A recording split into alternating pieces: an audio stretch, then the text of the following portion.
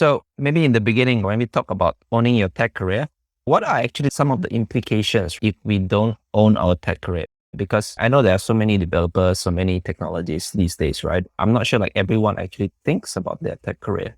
But what do you think are some of these implications? Yeah, so it's a little bit like we go to school, go to college or not, and obviously your first priority is to get a job, and that job isn't going to pay enough, right? It's an entry level job. You're going to have to eventually do better. And eventually you do. You get some experience, you get some skills, maybe you get a promotion or you move to a different company. But that's all we're taught. Then it's the next promotion and the next one and the next one and the next one. And when is it enough? So really, you're kind of a passenger. You're not really driving your life or your career. You're just along for the ride and you're just seeing what happens. It's like jumping into a car and just driving. You might have some great experiences. You might find some great sights and meet some great people, but you're never really going to get anywhere because you haven't thought about where you're going.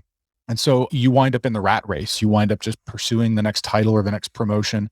Maybe you get lucky and it works out great, or maybe you don't. But I think if you can really just set the destination and slide into the driver's seat and decide where it is you're going and what kind of career you need to live the life you want and aim for that really deliberately. It's going to change. When you're young, you're going to have different ideas. Maybe you meet someone, get married, have kids, and your ideas change. That's fine. You can change your destination. But having that destination and making sure every step you take is leading in that direction is how you get there. Because if you don't know where you're going, then you never will get there. What I realize also, right, looking from, especially around here, Southeast Asia. So sometimes we tend to just focus on, okay, let's go to the big tech companies, just work there, do our best, probably get promoted or just learn a lot of skills. And that's it, right? Like sometimes we want to progress to a higher level, like principal, architects, like managers, VPs like yourself in the big companies. What do you think about that? Is that a good way to actually owning a career, or is there something else? That's really a means to an end.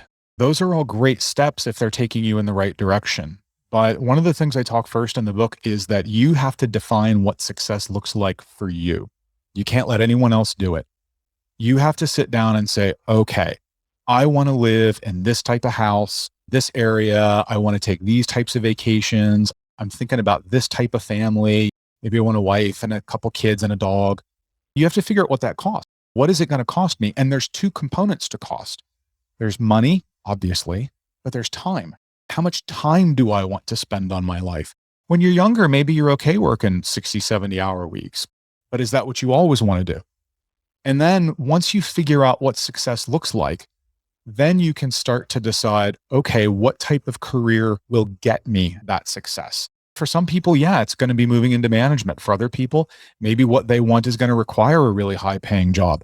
But for a lot of us, maybe it doesn't. I talk to people who've read the book and they've come back and said, I realized that my perfect job was one job past. And so I think I'm going to go see if I can get that job back, because what I'm doing now pays more, but I've lost all my time. I've lost all the quality. I really didn't think I should have stopped. I had the perfect position. It gave me everything I wanted. So it's really starting to just think about what is it you want from life, and your career should get you that. And, maybe it is a big company. Maybe it's a startup. I know a lot of people. So a lot of my colleagues are in the Utah, the Salt Lake City area, and it's a big tech area. There's a lot of companies and there's a lot of startups going on. And a lot of those folks have said, you know what? I want to try and retire early. I don't want to work until I'm 60 or 70 years old. I want to maybe see if I can quit at 40. So for them, that doesn't mean a big company. It means a startup where they can maybe get an equity stake and hit it rich in an IPO. And you know what? God bless. If that's what you want to try and do, then go for it and aim yourself in that direction. Yeah, it's interesting these days. I mean, like there seems to be two paths. You want to retire early, go into startups, or start your own startup, start your own business and work so hard until a certain age. And the other path is the normal career path, which is going to the company, earn your promotion and all that. Speaking about money, let's talk a little bit about that. It's interesting to me because here, money is also something that a lot of people want to achieve in life, and it's highly associated with success, definitely. But how to determine what is good enough?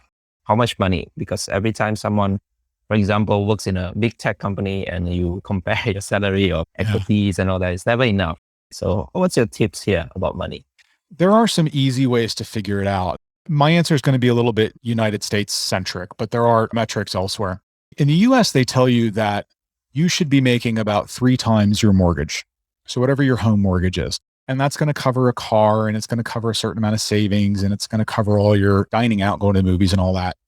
So look in your area or whatever area you want to live, see what homes cost. You can get a calculator online to figure out what that mortgage is, multiply by 3, and that's about what you need to be roughly taking home. So add some more for taxes, whatever taxes are, and that's about your gross salary. So then you start looking at the industry. What kind of jobs pay that much?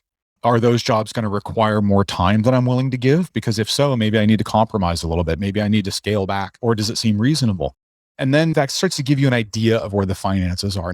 If you know what, I don't want one home, I want 2 homes. I want a vacation home and I want to travel all over. Okay. You know what? Start adding that in. That's fine. Dream big, but figure out what it's going to cost to do that, because that's what your job has to provide. We tend to look at jobs for things that we find interesting or that we can do, and that's important. But really, we're doing it to make the money. And so you've got to run it through that filter. You've got to figure out, like, you don't have to come up with a line by line budget, but you need a good idea of how much money you need to make, because that's the reason we're all working. If we didn't need the money, we'd probably just go play soccer or something like that all the time, right?